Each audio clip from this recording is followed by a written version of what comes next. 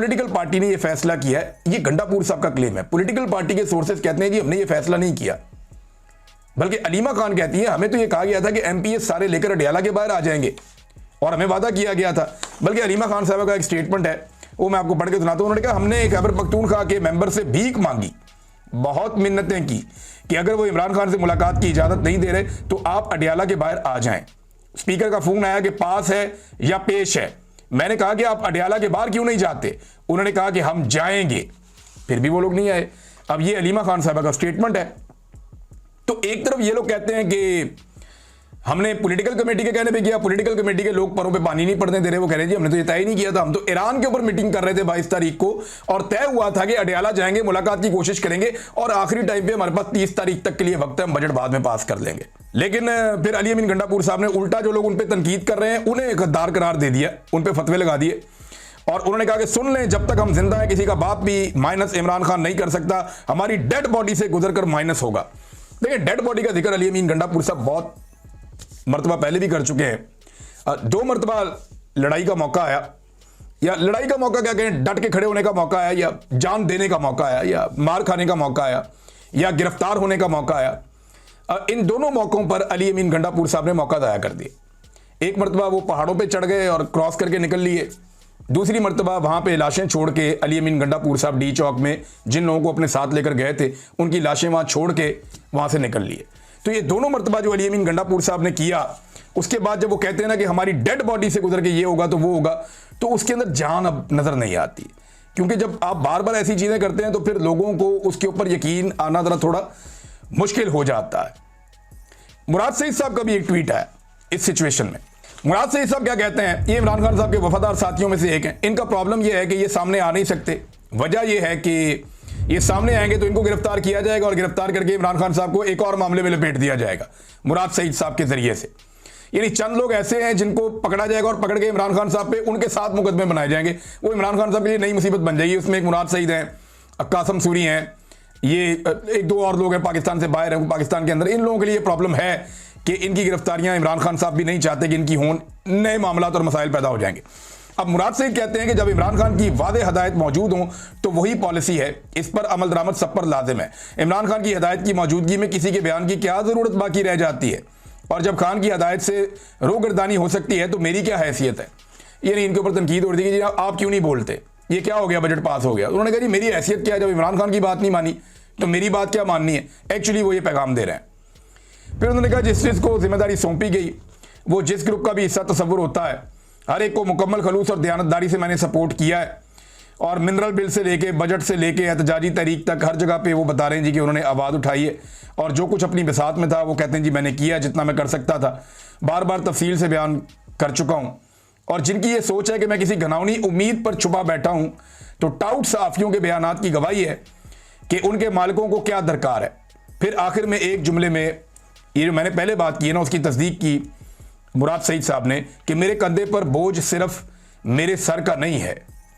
बस ये इतनी सी बात है कि अगर गिरफ्तार किया जाता है मुराद सईद को तो लपेटा जाएगा इमरान खान को। इस तरह और लोग भी हैं जिनमें अगर कासम सूरी को गिरफ्तार किया जाता है तो गद्दारी का मुकदमा चला के आइन से बगावत का या आइन शिकनी का, उसमें इमरान खान साहब को लपेटा जाएगा। इस पर आपको याद होगा कि काजी फायद ईसा साहब बड़े गर्म थे कि पकड़ो जी कासम सूरी को पकड़ो, इसको पकड़ो। 2-4 लोग ऐसे हैं जिनमें इमरान खान साहब को लपेटने की कोशिश की जा सकती है। बाकी लोग जो हैं वो ज़्यादातर कंप्रोमाइज़ हो गए थे, उन्होंने अपना मौक़िफ़ भी तब्दील कर दिया, लिहाजा उनकी बचत हो गई। नाज़रीन, शहजाद अकबर साहब ने जो है वो खबरदार किया अली अमीन गंडापुर साहब को और उनकी फैमिली के अरकान को। उन्होंने कहा कि अगर इमरान खान साहब ने आपको फारिग कर दिया ना तो फिर आपको एस्टेब्लिशमेंट भी मुंह नहीं लगाएगी, क्योंकि इमरान खान के साथ आप रेलिवेंट हैं तो एस्टेब्लिशमेंट को आपकी ज़रूरत है। जब आपको फारिग कर दिया और इमरान खान किसी और को सामने लाएगा तो फिर एस्टेब्लिशमेंट उसको मुंह लगाएगी, उससे बात करेगी और सेक्टर कमांडर वगैरह भी आपका फ़ोन नहीं उठाएंगे, ये शहजाद अकबर साहब ने कहा। और उन्होंने कहा कि खैबर पख्तूनख्वा की हुकूमत बचाने की आप बात करते हैं तो इमरान खान साहब को खैबर पख्तूनख्वा की हुकूमत से कोई टके का फ़ायदा नहीं है।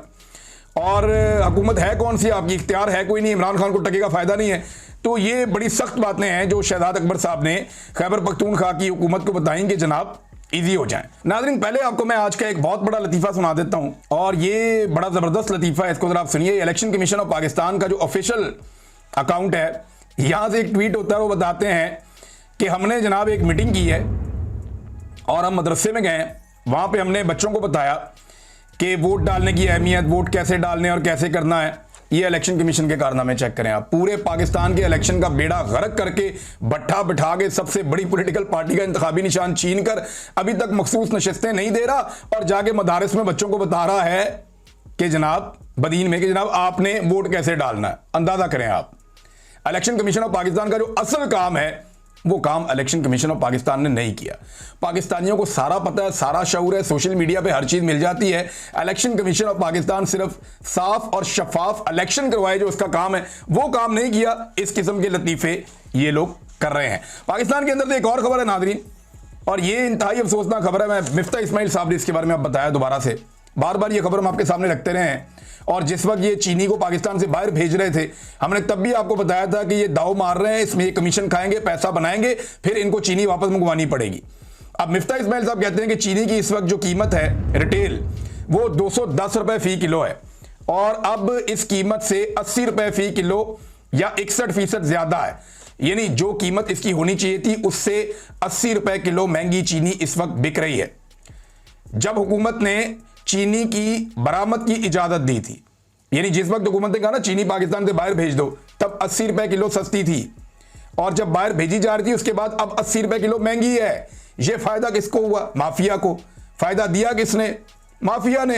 हुकूमत जो है वो उन्हीं लोगों की है जो चीनी की मिलों के मालिक हैं।